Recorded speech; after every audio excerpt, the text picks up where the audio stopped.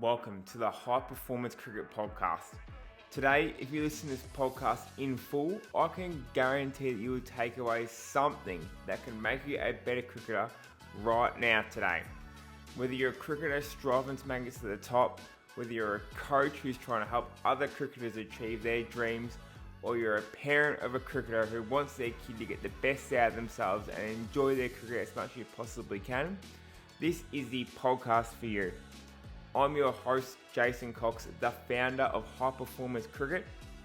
And at High Performance Cricket, we combine strength and conditioning, mental skills, the cricket technical and tactical skills, and overall lifestyle development from nutrition, recovery, and everything that goes into making cricketers a better player. I have all my links down below in the description. If you have any interest in working with us to become a better cricketer or your child to become a better cricketer. But for now, let's get into the show. Tama, mate, thanks for coming on. I really appreciate your time, mate. Just spend a couple of minutes introducing yourself, who you are, what you do, why you love cricket, all that sort of stuff. Thank you. My name's Tama Stockley. I am the videographer of the Australian Men's Cricket Team. Also spent 8 years playing at Melbourne Uni, the Premier Cricket in Victoria, and the last couple of years at Beaumaris before hanging up the boot after round one of the season just gone. So, been a cricket nuffy my whole life. Also a video nuffy, and somehow managed to put the two in one, and that's what I do with myself now. That's awesome. What is the coolest thing about your job? It's all incredible, like from the planes to the hotels, meeting the players. I think as a cricket fan, like just going to all the grounds and seeing all these games, like meeting all these people who, you know, like growing up, I had posters of these guys on my wall, and I now consider them to be friends. So the whole experience is really cool. There's nothing about it that falls short, apart from maybe like the jet lag and everything. So, thank you. Coffee. Absolutely essential to caffeine. We do love a coffee. Yep. Yeah, it's all incredible. I think the first thing I noticed as a cricket fan, being up and close, is just seeing how intense the boys are when they train. And not so much intense like with the energy and puffing their chest out, but just with how specific they are with their training and how competitive they are with it all. So yeah, it's a bit of a vague answer there, but it's all cool. It's all just incredible. It's one of those things when like so much stuff is so cool. It's like probably hard to pinpoint one thing.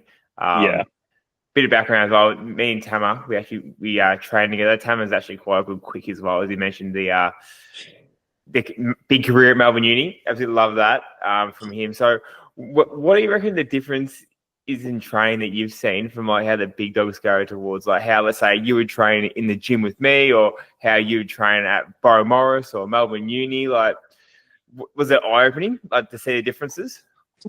I think the first thing that took me by surprise is probably like how normal the training is. Like the actual how the training is run is pretty similar to what I would do at Melbourne Uni. It's warm up with your mates, have a laugh, batters put your pads on, bowlers warm up, bat B-ball. But I think it's just the intensity and how they do it all. Definitely playing local cricket, you can fly under the radar a bit, or like mess around on the foam roller for half an hour and try to get out of doing running or anything. But they all want to be there. They all want to get better. They all want to improve, whether it's a batter who's been hit on the pad for the last 3 innings, so they're with the batting coach just practicing flicking through mid-wicket or whatever it is, or a bowler working on a slower ball. They're very specific with what they're trying to do, which I think when I was playing cricket, especially when I was younger, I thought just turning up and bowling would be enough. Just getting overs in the legs would be enough. And I don't think I was ever very specific with what I was trying to do.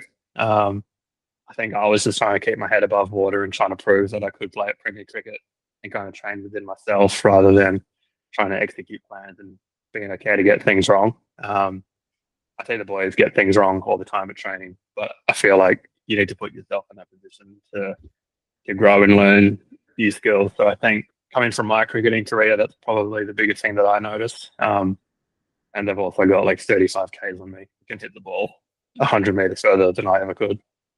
It does help that 35 Ks. I think, mate, I think I was the exact same as you. Like, I used to be so scared of making mistakes in my training. Like, I was trying to be perfect. And like when you're trying to be perfect, you sort of like bowl within yourself or you bat within yourself and you don't allow yourself to make mistakes. And if you're not making mistakes, then you're not doing something that you can't do. And if you're not doing stuff that you can't do, then you're not learning. Like you're just doing the things that you already can do. So then you're just going to be the same player over and over again. So Absolutely. it's absolutely one of those things where you're like, you think, oh, you don't want to see anybody making mistakes. Like, you don't want the coach to see you making a mistake, but it's good to know, like, at the top level, it's almost like they're embracing making mistakes because that's how you learn and get better in the net. So I think that's one thing that I think a lot of people think, like, when it comes to cricket and their training is like, like it's just done so comfortably. Especially, like, is there a difference between, like, red ball, white ball? Do you notice anything difference between that? Obviously, trying to hit more bombs and stuff like that, but is there like a different environment and different training culture? How's that go? Yeah, I mean the test team, like, I mean everyone knows that for the last like 10 years or so, the test team's been pretty solid. You think of like the big three and Gad and then the batters, so they're just kind of like an old family that get back together. Whereas like the T20 side is a bit more young and exciting, so you see that with like not like the egos, but like the swagger that certain players might bring in, which is great. Filming the T20 sessions are a bit scarier because balls can be flying out of anywhere. But as far as like the training intensity, the bowlers won't really bowl as much during the white ball because bowling loads is a massive thing. Obviously, they play so much franchise cricket that the way that they monitor their bowling loads is very specific. So you don't get too many bowlers or too many of the quicks bowling during the white ball stuff. Apart from that, not really. Like it's all pretty intense. Like they obviously leave the ball more in red ball and block the ball. I need to camp out for a bit longer to wait to get the shot. I know that I can get good shots when it's T20s, but as far as the training intensity, it's always high. Like someone always has something to prove, or the team would have something to prove. So they never really go too relaxed with their training, unless if it's an optional training, and they'll take the foot off a bit. Nice. I love that. That's so good. I think that's awesome at your perspective as well. And you talk about getting the shot. Like, when you go to like a net session, like how are you approaching it? Like, what are you taking any habits that you learn from these boys, like how they like prepare and how they go into your work as well? I think one of the biggest benefits I have in my job is coming from cricket. Like I'm able to like read the play, I suppose. Like I can tell that the batter's moving back and away like that. He's going to play a cut shot, so I can kind of pan my camera and get ready for that.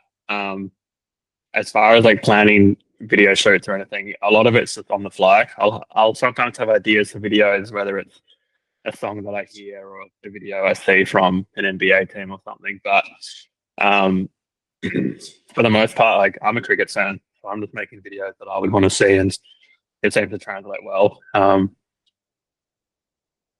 found that doing like close up point of view type of stuff seems to work really well. We did a video. Well, sorry, we did a video the summer that's gone of Scott Boland. They just announced that he got picked, and I stood behind, I think it was like Alex Carey and Travis Head, and just watched them miss the ball for half an hour and to stay up close. For me, I see it every day, but to the average cricket fan, like they can't see like the little nuances in the way that the bowlers jag the ball around and just how fast it really is. So I've been leaning into a bit more of those recently, because my main objective is to take the fans into the net and hear the little weird conversations and see how fast the bowlers actually are. But I don't really ever go in with much of a plan. A lot of it's just adapting, and some days someone might be in a better mood than the other person, so you don't want to film them too much and reading personalities and all that kind of stuff. But I just kind of go in, film a bunch, try to not get hit, and then see what I can make from there.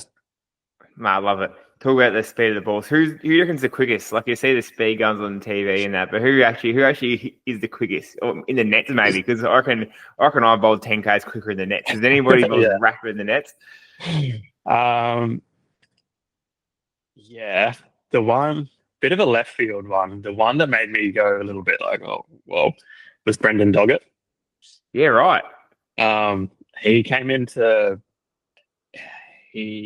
I mean, he's not like a net bowler, obviously, but he came into bowl in the net at Adelaide this summer just gone. And he was just hitting the coin. And I think hitting good areas is more intimidating than good pace. And he was just hitting good areas over and over again. And yeah, I was a bit like, oof. But I think like definitely the first two are like standing behind the net while Mitchell Starc is running in. And like you've got the view of the batter, so you can see like them running at you, get into the gather. Obviously, Starc is left-hander, and then jumping towards you, and you're there with a the camera.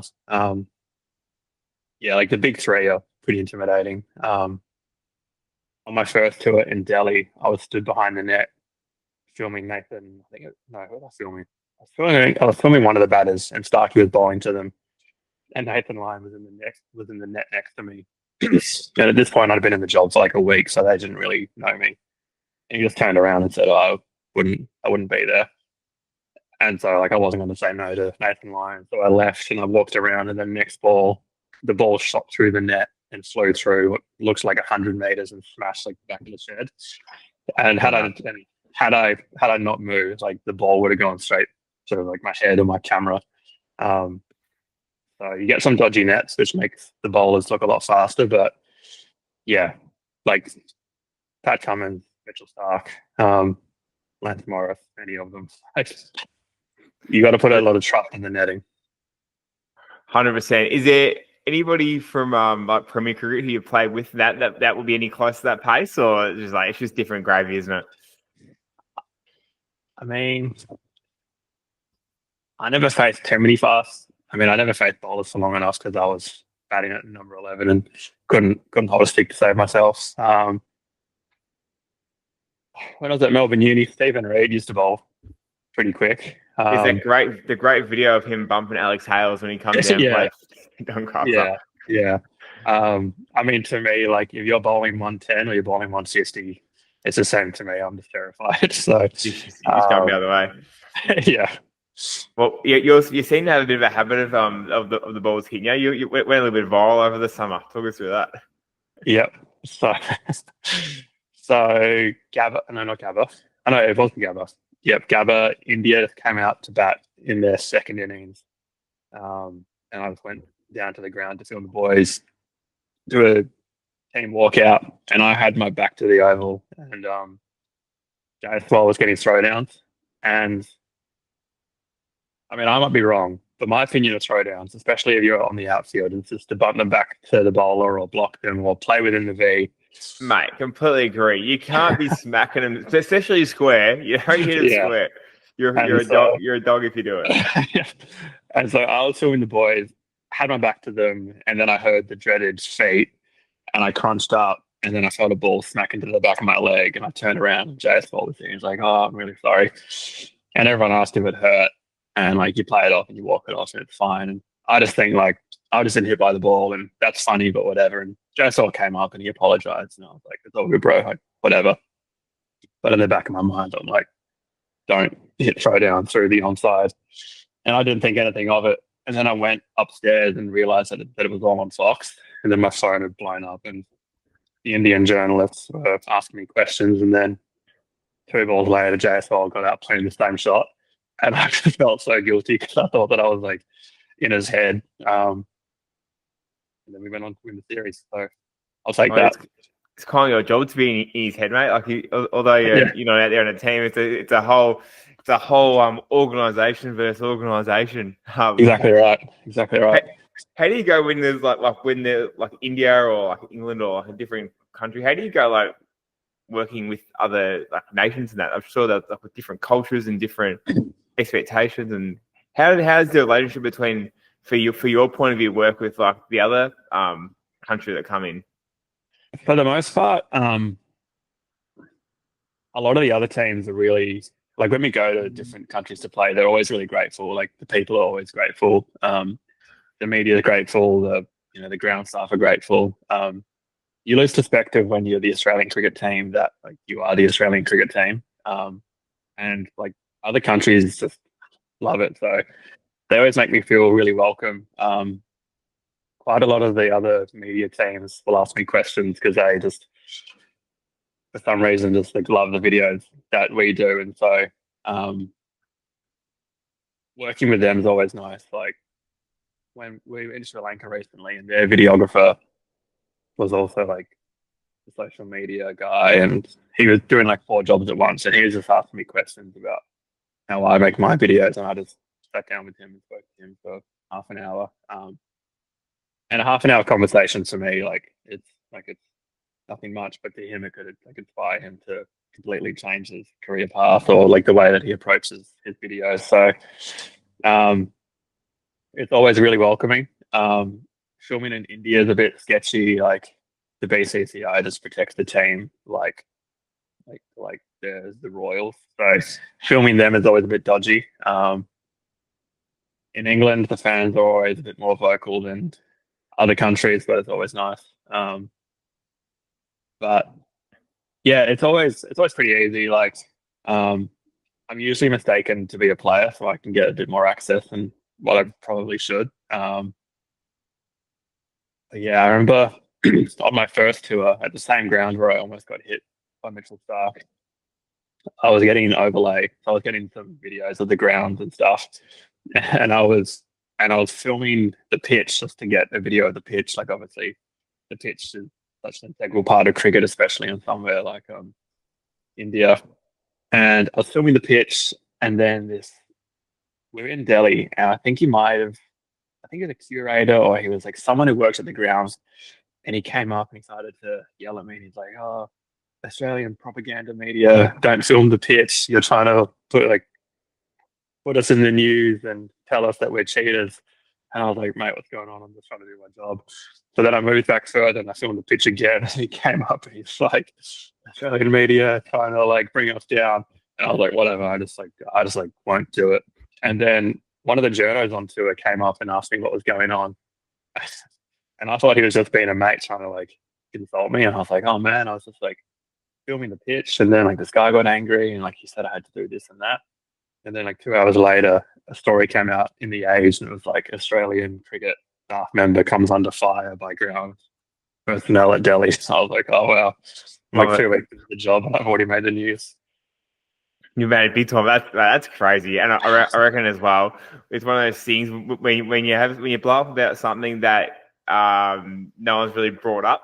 It's like you probably have a little bit of guilt circling in the head somewhere. Probably like you aren't bringing it up if you aren't worried about it. If you is a little bit of truth to it. That's crazy. How's the facilities like when you're like going to like India, Sri Lanka, things like that? Like places to stay. What's it like there?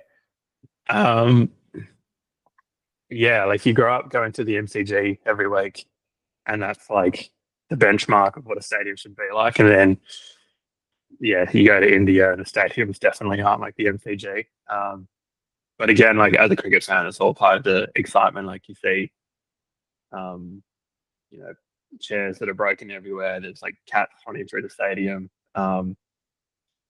Instead of having like food stalls, there's just a guy selling like bags of chips, and instead of selling drinks, they sell plastic cups and they pour in Pepsi and give you a plastic cup of Pepsi. So it's part of the experience. It's fun. When you're on long tours and you got to rock up and like everything's dusty, and like in Delhi, like the pollution's really bad. Like those parts of tours can get to you a bit, like when you're at the end of a long tour and everything's just like, yeah, not as efficient as you would like. That can get a bit frustrating. But again, it's all part of the fun. Like we were just in Sri Lanka and Galle was really good. The grounds is right next to the Galle fort. So every day at lunch, I was just walking in and getting lunch inside the fort. But no, it's good. Like it's all part of the experience. I grew up hearing all about Lord's lunch. I reckon it's a bit overrated. Birmingham The, is the best the plum lunch. And the plum chicken, isn't it? yeah, it's just like it's just a bit pretentious. Like I remember, I think last time we were there, it's just like octopus and mussels and salad. It's just like I just like some chicken and rice, to be honest. Like it's just a bit much.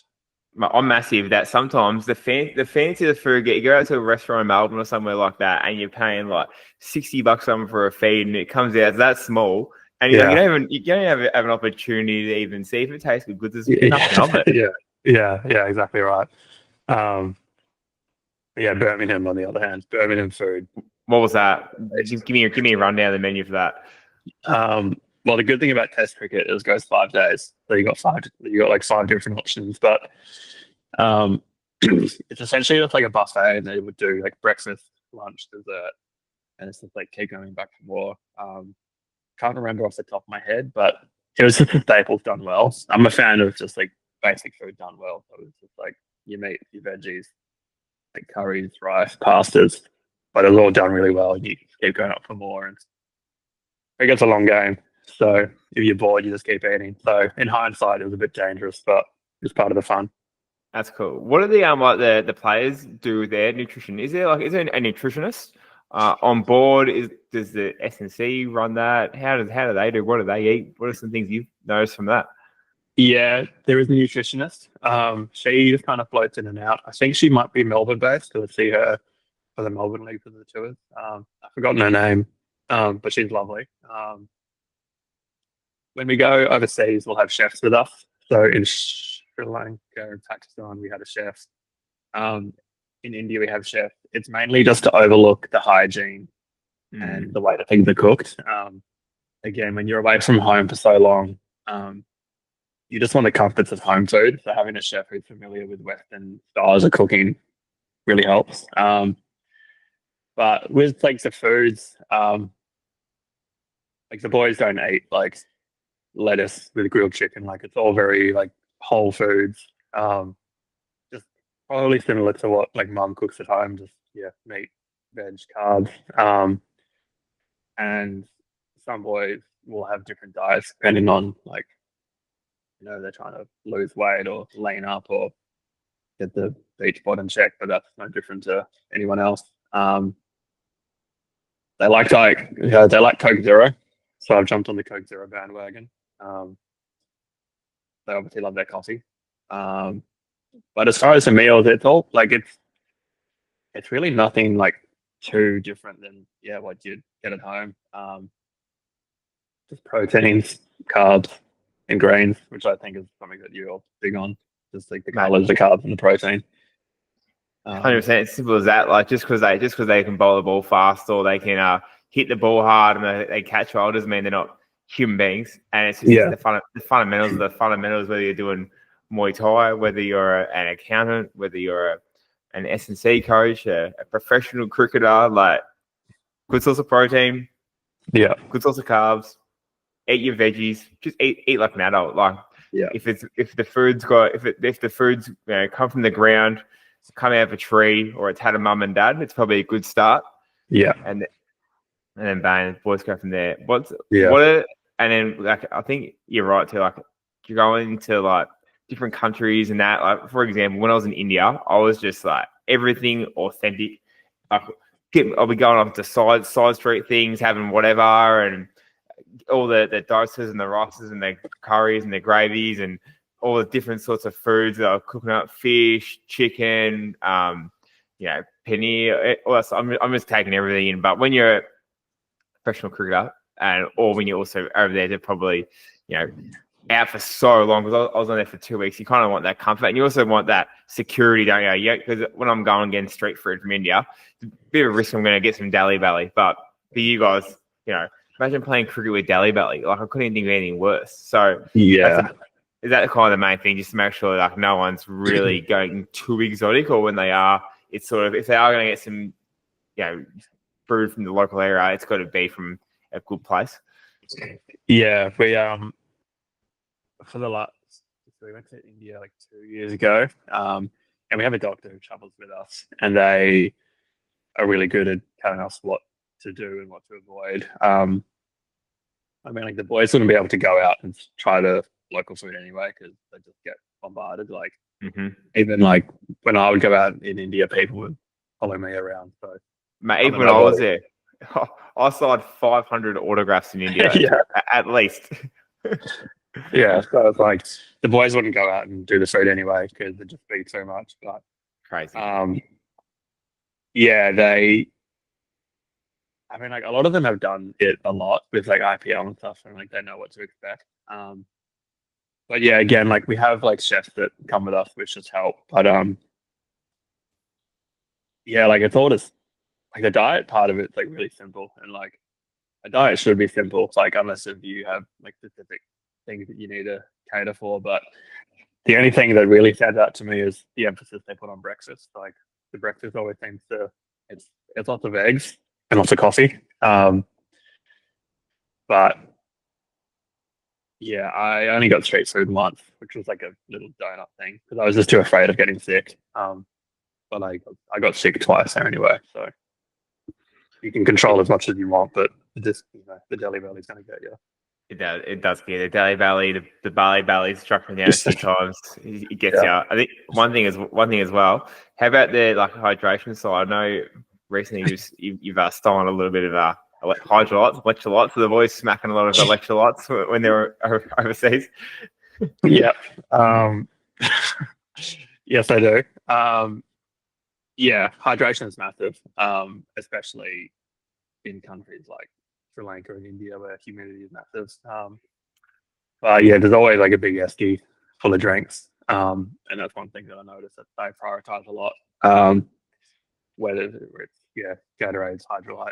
Um, Sometimes I'll have like little Coke, just as like a little pick me up. Um, but yeah, that's something that I've taken on board recently is just prioritizing hydration. Um, and I found that it's made a massive difference. Like even in the morning, like smashing a hydrolyte.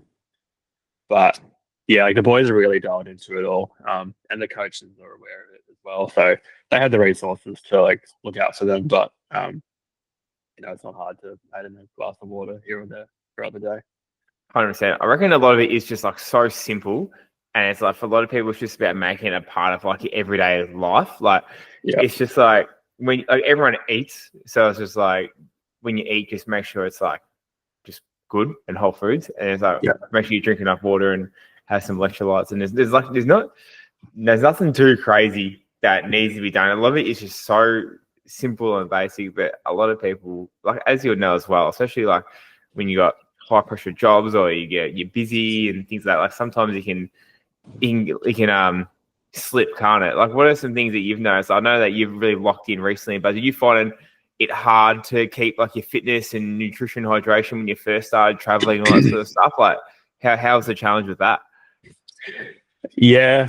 The first year, I definitely like neglected that stuff, not intentionally, but I mean, I was traveling the world doing my dream job. I just wasn't really interested in counting calories and making sure I was getting in the gym. So the first year, I had my fun, and then when I realized like the road is my office, I need to make this feel like homey as I can. I'm now very much just I try to keep my routine as much as I can. So now on tour, I'm really big with just making sure that my food's consistent and my movement's consistent. Even if it's little things like at the grounds, I'll often just do laps throughout the day. I'll get up a bit early and go for a run. Um, for the first year, Uber Eats was just like pizza and grilled and stuff because like it's fun and you're in the hotels and like it's part of the experience. But now it's lots of like Vietnamese and salads and stuff. So I think like it's easy to get caught up that I don't have enough time to do this or I don't or like I'm too busy to do that. But you can't like try to make your schedule fit around your routine, but you need a routine to fit around your schedule. And that's something that I've had to adapt to. And you notice the difference. I think you notice the difference more if you don't do it than if you do it. And like after a year, I just come back from tours and I just like feel fat and lazy, and then I had to restart again and come in the gym with you and start like squatting some 40 kilos again. So yeah, I think if you can make like little easy adjustments in your lifestyle and then just kind of work from there, you're not going to run a 6 minute 2K your first time, but you run a 9 minute and then an 8 minute, and 7 minutes. So I think that was a big thing for me, just like slowly incrementing things into my life on the road to make it feel like home. And I'd like to think I'm in a pretty good place now. Mate, I love that. That's so good. What are some of your go-to meals? Some of your like takeaway options when you're on the road but still want to be, healthy, and or like some quick options that you go to. What works for you? Um, I'm a creature of habit, so I just go on Uber Eats and press reorder. So I might not be the most inspiring person to get nutrition tips from, but for me, it's Vietnamese in Australia is really consistent. Um, for me, it's just grilled chicken, rice, and salad. Tastes that good too. I reckon I'm a And it's Vietnamese. Love it. yeah, elite. It's yeah, good protein, good carbs, low in fat. Taking protein powder on the road's been a big one as well. I find getting protein on the road is quite difficult. So, protein powder is a supplement. Like you're supplementing what you can't get in organically. So, I am aware of that, and I don't use that as my source of protein. But it's a good way to supplement it. Grilled as well. Like I figured out on my macro tracker how to make grilled manageable. Um, How's I that? get just don't get the chipotle mayo, Yeah. which is like you know the best thing since sliced bread, but it's just so high in fat, so I just can't justify it. So Yeah, it's one of those things. Like choose your heart. It's like I know yeah, it tastes. yeah, I know it tastes good, but what do I rather want to do? I want to gain a couple of kegs, or do I want to have the chipotle mayo? It's like yeah, it's a trade off. yeah. And it's one of those things like your brain just kind of figures out after a while. Like if you get good at saying no to things, like you just kind of lose the desire to have it. So grilled without the chipotle mayo, just making acai bowls on the road. So Um, we sometimes get put up in apartments for home tours, which are really good. We have our own like cooking appliances, so I'll often go to Coles and just buy like a side bowl ingredients and just make that. The big thing on the last tour was at the buffet breakfast. I would tell myself that I wouldn't have much of a breakfast. I would only have like two hash browns and scrambled eggs. And like you look back at that, it's like you're just having fried food and then like a little bit of eggs covered in cheese and cream. Whereas Oh, like you're much better off having like usually with a salad or usually with a fruit salad. I've worked in a cafe back in the day, back when I was coming to uni, and I'll tell you what we'd do. We'd crack in like all the eggs into a big bucket for the scrambled eggs, and then we'd go like a liter of cream and a liter of milk and mix it up. And that's why it tastes so fucking good. Yeah, yeah, I tell you what, it's not pure eggs. It's sticking to the poach or the fry is probably the way to yeah, go. And it's yeah, like that's the key with nutrition. Is like you can whether you're trying to like that could be an option when you're trying to gain weight, when you're trying to lose weight. Yeah, it's just like sort of eggs, but you might just mix up the different portions of each or the different way you cook it. yeah. Well, that's what I've done on this last tour. Like I just jumped on the eggs bandwagon. And I was having fried eggs for a bit, but then I knew like it's getting like really like minute details, but I wasn't confident around like the oil that they were using or how much oil that they were using. So I went hard boiled eggs for a bit, and then I went on to poached eggs. Like poached eggs is just water and vinegar, so there's no like extra fat in the oil or anything. Um, so yeah, That's elite. From the education that you've sort of like done, not just from like just being around a team, but also like yourself, like working with me or getting your own nutritionist and just getting older and more wise. When you were like 18, 16, even when you first growing to Melbourne Uni, what would you do differently with your cricket? I would relax. That'd be the first thing I'd do. Um, I was I was always confident, but I was always really anxious. I was terrified of like fitness. I was terrified of getting a fielding drill wrong. I was terrified of getting drops. What was that? Do you feel? I think because it was my identity, and if I didn't perform well, I would have an identity crisis, and the people around me knew me as a cricketer, but I couldn't tell them, oh, I got waxed like number 64 last week because they Mm-hmm. thought I was a big dog. Because all your So, non-cricketer mates are asking you how you go, and then it's just that banter of like, oh, you know, good mate, stuff like that. And then when it is your yeah, identity, people are saying that it just crumbles you inside. Like, I'm not sure yeah, about you, but I'd be like embarrassed going to like school or like, yeah, going back to my local club if you haven't played well or you've been dropped and everyone just thinks you're like the worst person in the world. Is that stuff that you sort of felt as well? yeah, yeah, massively. Because I loved like after training, if I had to go to Woolies to pick something up, I loved walking through Woolies in my Melbourne uni kit and flashing the Victorian Premier badge and being a big dog. But then if someone from North Kid or someone saw me and was like, oh, like we watched that guy on the weekend, it would just like bring me down heaps. So I loved being a Premier cricketer, but then you get to Premier cricket training and then some days you just hated it because you didn't bowl as fast or um, like your 2K time trial was bad or like whatever it was. Um, I put a lot of pressure on myself with like the running and the fitness and everything to the point where I probably neglected like the skills a little bit. I think if I did more work on my like bowling action or more specific work in the gym towards my bowling action, I would have gotten a lot more out of it. I just figured like I'll just get strong because being strong means I'm athletic, but having a heavy bench press doesn't necessarily mean you're going to take a bag. So I think I would have, yeah, reached out to someone like yourself and done more intentional training around my cricket and not just general training. Um, Not to say that like just like getting the foundation of strength is a bad thing, but I think I was just wasting time just doing my bicep curls and doing my bench press. And I thought like to look athletic meant I was athletic. Um, Helps on the circuit, but it helps on the circuit, which, you know, if you get waxed in under 64, you can play catch up on the Saturday night. 100% you Um, can. but I think just relaxing would be the main thing. And just being accountable as well. Like if I had a bad day, I might um, just not train for a week and then come back the following week and wonder why I wasn't getting better. It kind of goes back to like the Aussie boys, like they're always specific with something that they're working on.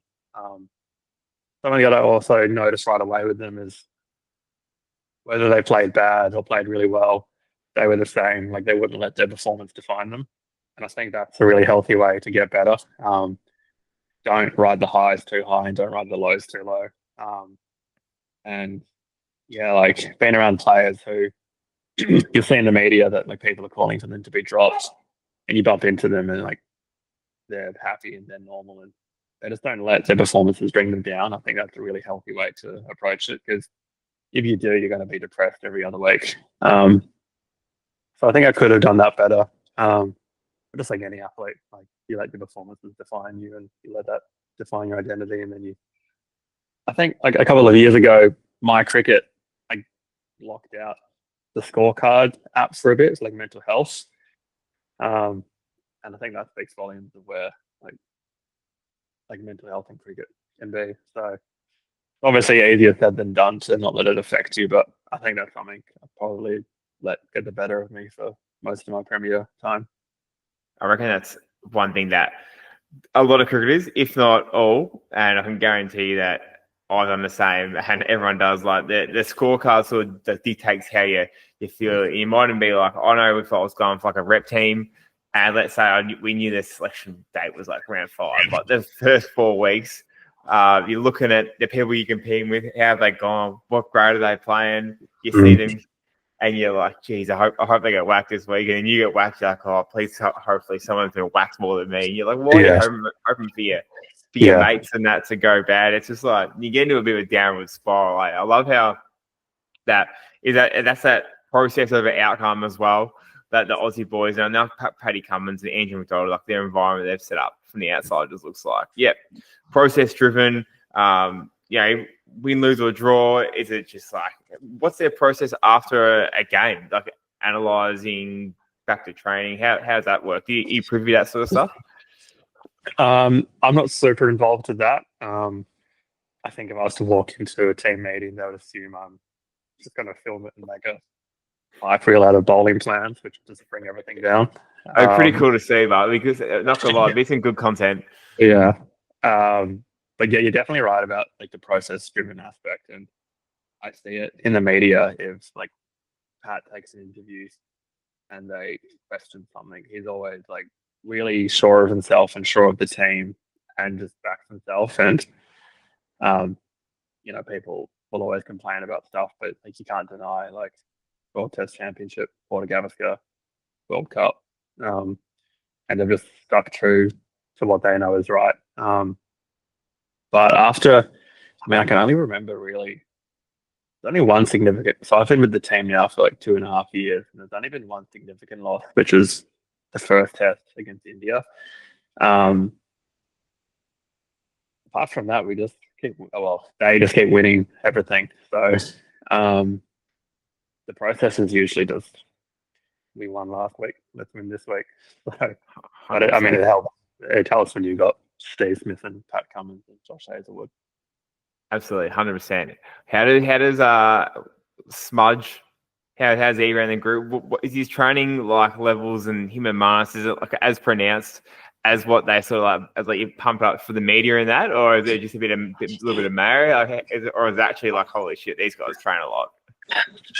No, that was the first thing I noticed when I first got on the team. Like I knew all the guys just from watching them on TV, but you watch them train, you're like, God, it's like exactly like when you watch the test. Like Marnus and Steve just like bicker like brothers, and they just bat and bat and bat. Then it was these like the leveled head, voice of reason, like the bowlers just keep together. But that's really funny. Like all the characters you see on like the test documentary or on the videos, like it's 100% true, which I think is a testament to them to be able to be so comfortable within their skin within such a high level environment. But yeah, you can always count. Like if I feel like I'm a bit dry on content, I can always count on Smudge, Marnus, and Nathan McSweeney as well. But for a long time, so it makes my job easier knowing that I can just fall back and just film them because they'll be the first ones there and the last ones out. Absolutely. When you're like you say you're short on content, do you have like a certain like strategy or any certain like let's say you like there's a test, is there like a certain like style of video or like a story arc you're trying to do for the content? Like how do you go about that? Yeah, usually before a test or a series, I'll make like little hype reel type thing, and then throughout the series, I'll just make videos. Like I said earlier, like point of view point of view videos seem to go quite well. And from a cricket fan like Nuffy, seeing like what the big dogs do, like actual, and then when you can actually like hear it, and like when you hear it, see it, that it looks so sick. It looks elite. Thank you. Cheers. Yeah. So I just kind of like, yeah, again, like I'm a cricket fan and I grew up watching all the Cricket Australia videos. So I'm just kind of making the stuff that I would want to see. If there's a player in focus, I'll focus on them. But I also do the news videos as well. So if we interview Usman Khawaja and he does a good grab about practicing my reverse sweep heaps, I'll just park myself on Uzi for a bit and just wait till he plays 5 or 6 reverse sweeps. So as far as like being like dry for content, like a lot of it's just based off instincts. Like when I get a good shot, I know that I'll like have that in the bank. But just like when you're training yourself, like you can have a net session and not hit a single ball. It's kind of like that when I'm filming. Like you can film a net session, someone's not looking good, so you don't really have much usable footage. But that's the nature of competitive sport. Like you're not always gonna train the best, and like they're not there to like work for me. I'm there to capture what they're doing. But yeah, you can always count on like margin minus won't leave the net until they feel good. So I just film them. 100%. And I think there's also beauty in like seeing them not be perfect as well. Like it is like it actually makes them more relatable. If you see people like blowing up or like bickering or sledging or like a bowler getting on top or a good contest, because it just makes you sort of see like, yeah, this happens here. Whereas how about you remember that before more in 2014 when the Virat Kohli net come out and he's just smacking everyone and you're like, holy shit, this is the best batting the world's ever seen. Yeah. And he comes, I'm pretty sure he nicked off like for 10 or something at the start. Yeah. Like I think people like seeing there's like different people stuffing up as well. Yeah. Yeah, massively.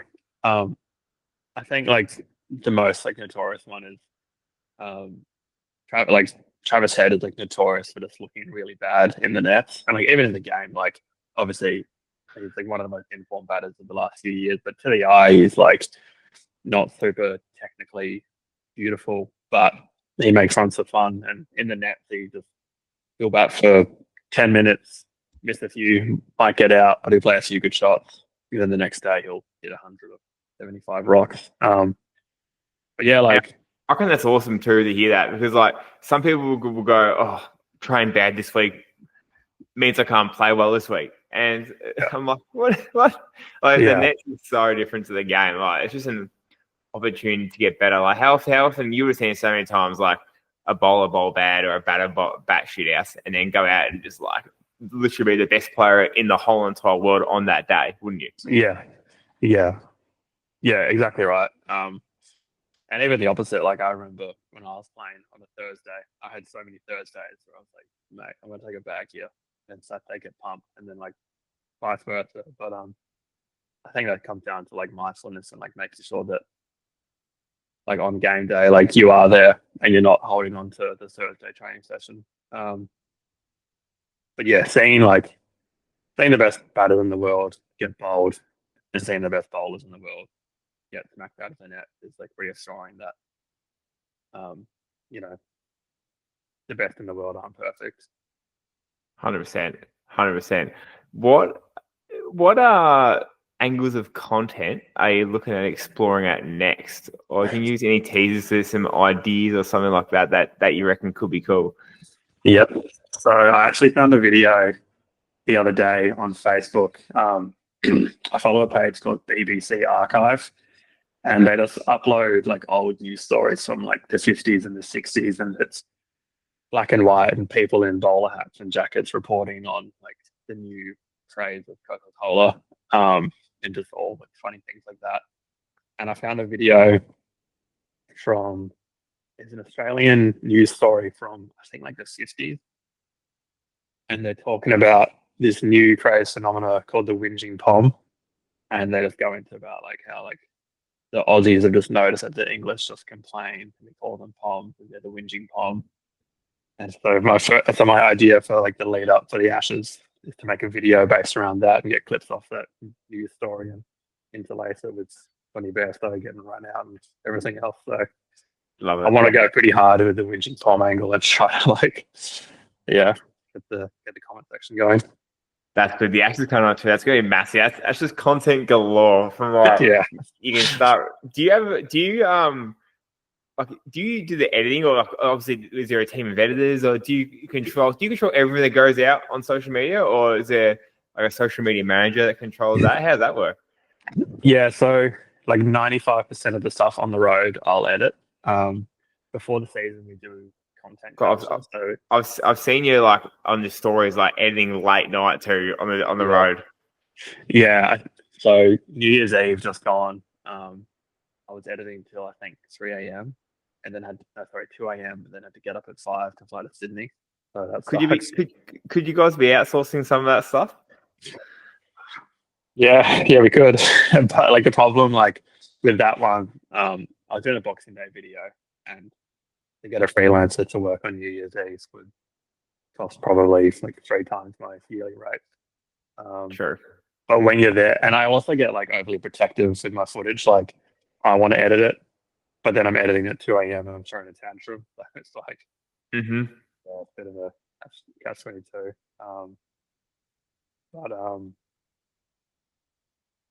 Yeah, what was the question? Sorry. I was talking about like Are you in control of the social media stuff and that? Yeah, Like, who controls what comes out? yeah. So I don't upload the social media stuff, probably because they know that I would just collab it with myself and tag myself and make sure you follow this guy. Absolutely, more followers the better. Exactly right. So we have a social media team. Um, they're a little bit inconsistent with who goes on the road. So I'm the only one who's always consistently on the road. So I'll edit 95% of the stuff. We'll have a content capture at the beginning of the summer, and people back at the office will do like the larger feature edit. That it's like I'm sure you might have seen like the in case you don't know me edits and those kind Yeah, of things. That'll be someone else. But yeah, 95% of the stuff on the road I'll edit. And then I'll send it to a social media person and then they'll upload it. Or at training, I'll take 500 photos and I'll send them the best 40 and then they'll upload their favorite 10, whatever. So yeah, sometimes the social media people will say, oh, this will be a good video. Can you do this? And then other times I'll just tell them what I want to do. So it's a good environment. Like we all respect each other's skills and understand each other's workload. So if I need to swap out for something, there's usually someone there to help and vice versa. But yeah, on the road, it's usually only like me and maybe one other social media person. Otherwise, I'll just send stuff back home for them to upload. yeah. Especially when like a lot of your stuff would be sort of like you want to get it up that day as well. It can be quite challenging, I can imagine, with overseas time zones and trying to get that content back. Like if someone's had a pre-game net and the game starts tomorrow, you want to get that pre-game net out, before the game starts, I'd imagine. Yeah, yeah, and because I'm filming, like I know what shots to use. So like they're long days. Like you'll film training all day, then get back to the hotel, have to upload all the footage, and then you edit until bedtime, which can sometimes be midnight, and then you got to wake up at 7 a.m. and start again. So they're long days, but I love what I do, and you couldn't do it if you didn't love it. Like I'm pretty I'm really passionate about making sure that our content is like the best in the world. Like it's great when when England do good content and South Africa do good content, but I'm really like competitive and making sure that Cricket Australia has the best content. So if it means I lose a bit of sleep through the tours, I'm fine by that. 100%, I love that. I think that's the best thing as well, because I think the Penrith Panthers, I think that's like their motto is like, don't just be the best like football team or the rugby team. Be like the best. They want to be the best at everything. The best off the field, the best culture, the best media, all that sort of stuff. I think that the more you tell a story, I can tell how big the summer was this year as well. Like I feel like this is the biggest summer of cricket that I've ever really been a part of, and all of it is like media storyline, capturing attention, things like that. Like that's literally all it is. Like the cricket itself obviously helps if it's good, but I think the way everyone's like narrating this summer is becoming bigger and bigger and bigger. Yeah. How do you go working with like Fox and Seven and the newspapers? Like, what's the crossover like with them? Yeah, everyone involved in cricket, whether it's like Fox or the journos or even like the catering people, everyone's really, really cool. So no one's really out to get anyone. The general rule on like match day is broadcast, like own everything. So I try to keep out of their way as much as I can. But there's two broadcast companies. There's Flycam, there's people on like the Foxy Rover thing. So it's hard to keep out of all the camera shots. I spend so much time on broadcast that you'd think I'm not paying attention, but I try to keep out of broadcast as much as I can. But yeah, like they're really cool. Like I've built relationships with them just naturally over time. You get to know the producers and the camera people who shoot for them. So for the most part, they're just like me. They're just sport fans who love doing content. But yeah, like they're all good to work with. I just got to make sure that I'm not getting in their shot too obnoxiously. but then I get hit by JSL and they put me off. So It happens, or you hit by a ball and you go viral or something like that. yeah, So it's, exactly. all the joys of it. Has there been any pinch yourself moments for you with all this stuff? I think like the first, like when I first got the phone call that I got the job, I was working at the Melbourne Stars at that time, and I was on the Melbourne Stars shoot, and I got the phone call that I got the job, and I just completely checked out with the Melbourne Stars shoot, and I made a really bad video. I think getting to the airport for the first time, and I was just loading my bags, and like all the players are there, and I'm lining up with them, and I'm like, I shouldn't be here. Like this is so weird. Um, but yeah, like I still have to pinch myself at times, like especially the first year, like it genuinely just felt like a dream. And it felt like this sucks. I'm gonna wake up soon and I'm gonna be like back in my job that I don't like. Um, yeah, I think like when I first started with the Stars, I met Trent Bolt. He was like the first big player I met, and that was a bit like, well, shit, like Trent Bolt. That's pretty cool. Um, but since then, like it's all just been incredible. It's only really like once you look back at it, like day day 5 at Lords or day 4 at Lords when the long room thing happens. Were you in there? I wasn't in the long room, but I was on the boundary rope outside the long room. But, like I didn't realize that any of that went on, but like the crowd was really loud, everyone was hostile and stuff. And it was only the next day when like you see everything. It's like, oh shit, like I was to a certain extent like part of that. That's pretty cool. Um and like the MCG test this year, like again being like a small part of that was really cool. But it's only like when you look back at them, like when you're actually there, you just kind of take it all in, and everything happens like quick that you don't really have much time to process what's going on. But yeah, I think that like definitely the first few days in the job, just like rocking up to training and like holy shit, like I come in this bowling to Steve Smith and I could like touch them like I'm that close. Um, so yeah, that first week was just like a constant like pinch me moment. That would have been crazy. Absolutely crazy, that first one. Which one of the players loves the camera the most? Who's most keen to get in front of the camera? Oh, they're all pretty good. A lot of like the white ball players enjoy it. I could see Rooster loving it. Rooster will be begging to get in front of it. Yeah. Spencer Mind you, Johnson. I'm putting this out there saying that if I was a part of the team, I'll be Yeah. I'll be in front of the camera as much as I possibly could. Yeah, good. Yeah, like some of them like to act cool in front of the camera and like oh like, I don't know you're there or they just don't want to play ball. But like the more that they play ball, like it's just like better for me. So I'm like, boys, like play to the camera like as much as you want. So Rooster gets around it. But I think that's just more of his personality rather than trying to be like a camera talent. Yeah, he's just a big personality, bro. Yeah, he's a confident guy. Spencer Johnson's always keen on content. We've got quite a good relationship with Osman Khawaja. He likes the edit.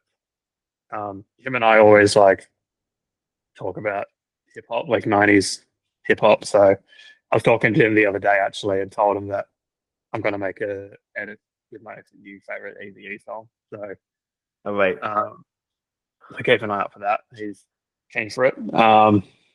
actually, what else? What else are some of the niche things that people like that are a little bit out there? I like that stuff. They all just play golf. Like they So all Toddy just was play saying. Toddy was golf. saying they just love playing golf. Like it's just the Yeah, only thing they do. yeah, yeah. I mean, like they're all just like really normal guys, and like you understand that like with the professionals that like, you work with, like on TV, they're superheroes and do all these wonderful things, but like you have breakfast with them and they're talking about like Wordle. The footy, fucking Yeah. Go Yeah, footy, watching the races. It's just like it's just like very coffees. like they're just really normal people who can just bowl really fast. Um, but yeah, it's all just golf. In Pakistan, everyone bought VR headsets, so that was good fun because we couldn't go anywhere because we were like locked down into the hotels. But there's a little bit of golf there. I've slowly started to get a golf game together. Um, like the boys all play off like single digits, so it'll And be a long time. when someone's playing on single digits, it's so shit to play with because they're Yeah, just way too good. yeah. So I played a little bit in the UK, and like my golfing ability can't keep up, but I'd like to think that my chat is good enough to keep up. Yeah. Um, whether it's with them or just like my regular mates. Um, but no, sometimes it just seems like the trips are just golf trips that they're contractually obliged to play cricket in. Which is the worst. Which is how cricket should be. Cricket should be Yeah, something that like you don't want to yeah, do. you don't want to do, but like, oh, Yeah. you Okay. know, I need to play.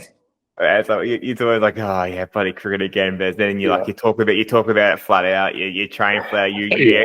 You extra sessions. Yeah, It's a you weird watch it sport. flat out. It's a weird sport, and then yeah, like I don't think I've ever heard like any local cricketer say like, oh yeah, like I really enjoy playing cricket. It's always just worst game in the world. I'm not playing next year. It's just Yeah, like tantrums deluxe. it's fucked. Like I love cricket so much. I could talk cricket all day. Literally, what we're doing right now. Yeah, But like it's one thing. But when I was playing, oh god, I hate cricket, man. yeah, massively. then, then it's like you'll catch up with someone and it's just cricket chat for like 5 hours, and Yeah, you can go for longer.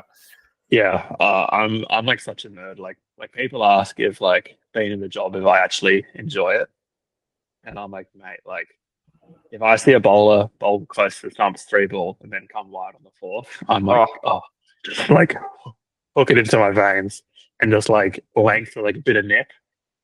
Like I could like in my downtime I'll watch like the Elfstone highlight for like no other reason apart from just like viewing pleasure.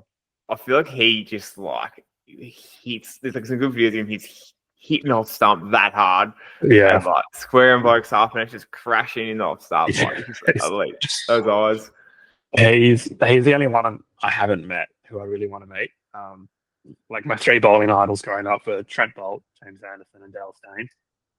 And Dale Steyn's the only one I haven't met yet. So once I tick that off, I reckon I'll be a happy man. That's cool. That's cool. I reckon that would be elite. I reckon. How was Jimmy? Was he good fella? He seems like a good fella.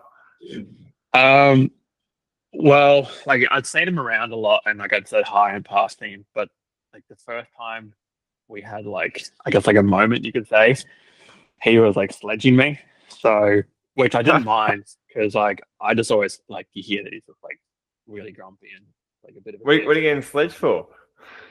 So it was the last. It was at the Oval for Stuart Broad's last match, and it might have been day 4. And they were coming out after lunch or tea on the start of Australia's batting innings, I think. And they were both at the bottom of the race, and I was just down there filming the batters come out. Um, and this Aussie guy in the fan just shouted out, like, "Come on, Australia!" And then Harry Brooks did this like really obnoxious, like almost like a disabled voice. He was like, "Come on, Australia!" And I turned around because I was just like, someone made a noise, and I was just like, I wonder who made that noise. Didn't think anything of it. I just turned around, and then Jimmy Anderson just looked me like dead in the eye and just did this like really loud, obnoxious laugh. And I was looking at him, and I was like, "What's going on?" And then he pointed, and then he like gestured over to Harry Brook, and he's like, "Oh, I don't reckon the Aussie liked that one, mate." And then pointed over at me, and I was like, "What the fuck's going on? Like, am I getting sledged by James Anderson?" And then he Crazy. kept laughing at me, and then he walked past and just, yeah. And I was like, oh, this is fine. I was just like genuinely confused about what was going on. And yeah, he just like picked me out and was like laughing into my soul and then was like calling me out in front of the guys. But like I didn't mind. It's like when things like that happen, or like if people are like grumpy on the sidelines, they don't give you much. Like to me, I was half like Jimmy's just being a dick, and I was half like, well, I was looking at the bigger picture and like he's about to go out and compete, like he's getting his competitive streaks going, and if that means he's got to like sledge the videographer, like I'm fine by that. I wasn't Absolutely. like insulted or intimidated by it. I just thought it was like a really weird exchange. Um, It's Anyhow, almost a cool experience getting chirped by Jimmy S. Anyway, it's a bucket list well, thing. yeah, exactly right. I played when I was at Melbourne Uni. We had a county cricketer come down who was playing subbies, and he played at Birmingham. And I asked if he ever played against Jimmy. And he's like, yeah, he sledged me for hours.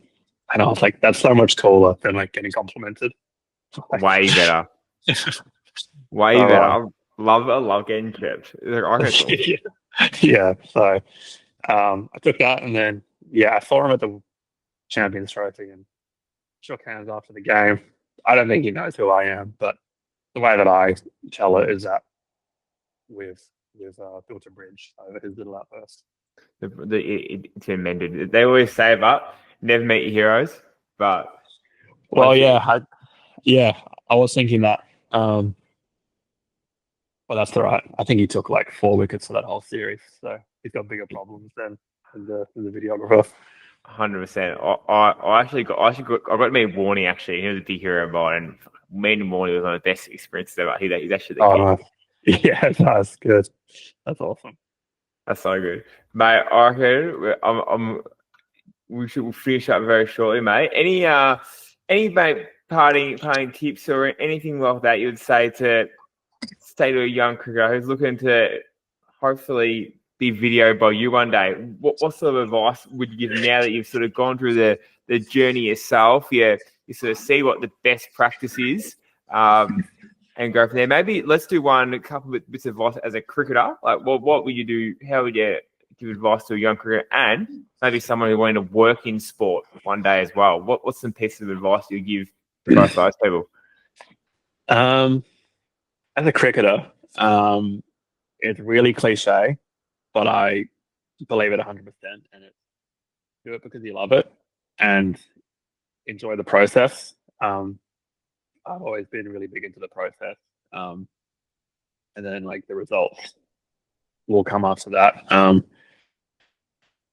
Like you need to be accountable, and if you want to get better, you need to get fitter. If you want to learn a new skill, you need to put in the time. But also just enjoy it and know that like cricket isn't everything. Don't put too much pressure on yourself, whether it's to play a new shot or your identity or whatever. So enjoy the process and work hard, and don't get too caught up in like results. Because you just need a couple of good games and it'll change everything. But the consistency in your work is what will get you there. And then, what was the second question? The people, so maybe somebody who wants to work in sport, whether it's your role or some other or something similar. What are bits of advice for that? If they still want to be around high performance sport, but playing it might be realistic. What's some advice for someone like that? The thing that I always say, similar to the cricket, just do it because you love it, and then it'll work itself out. Like I never started filming cricket because I was like, right, the end goal is to film for Australia. I just enjoyed telling stories about cricket, which is something that I loved. I did a video for Peter Duffy, who does classic bat repairs in Melbourne, and there was no. Sorry, the dog's just walked in. He's breathing all over me. Love that. There was no expectations for me to get anywhere with that. I just did it because I loved it, and then that led to other things. So do it because you love it, with no expectations. Like if it's photography or videography or being a coach or a nutritionist or whatever. Because once you get there, like it's really long days, and so if you don't love it, it's going to be hard. I tell like young guys and girls who contact me asking how to get to where I am. Just say take photos of your local team, and just keep doing it, and it just takes one person to notice you who owns a cricket center and wants videos for that to be done. Or if you do coaching videos on Instagram, it just takes one BFL team to reach out. So do it because you love it, put in the work, and just always look to better yourself, draw inspiration from different aspects of life. And yeah, don't let someone else's opinion like dictate what you can and can't do. Like people would have told me like years ago, like you can't get a job doing videos in cricket. And I'm here now. Like I just stayed true to what made me happy and what gave me purpose. Mate, absolutely love that. Love that, mate. Thanks so much, mate, for coming on. Absolute legend, as always. And mate, it's so good to chat, mate. We'll catch up soon. Crazy. Happy days, Coxie.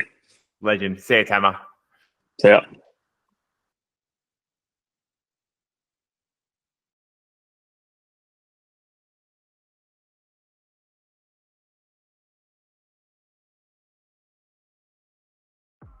And that's a wrap for today's show. Thanks for watching, guys. I know you haven't subscribed yet, so please make sure you do right now. Leave a review and let me know any feedback or any questions that you have from this previous episode. If you are interested in becoming the best cricketer that you've ever been and getting coaching from me, I have all my links down below in the description for either my in-person based in Melbourne or my online coaching where you can be anywhere around the world. Thanks, guys. Feel free to share with a friend, and thanks for tuning in. Win the day.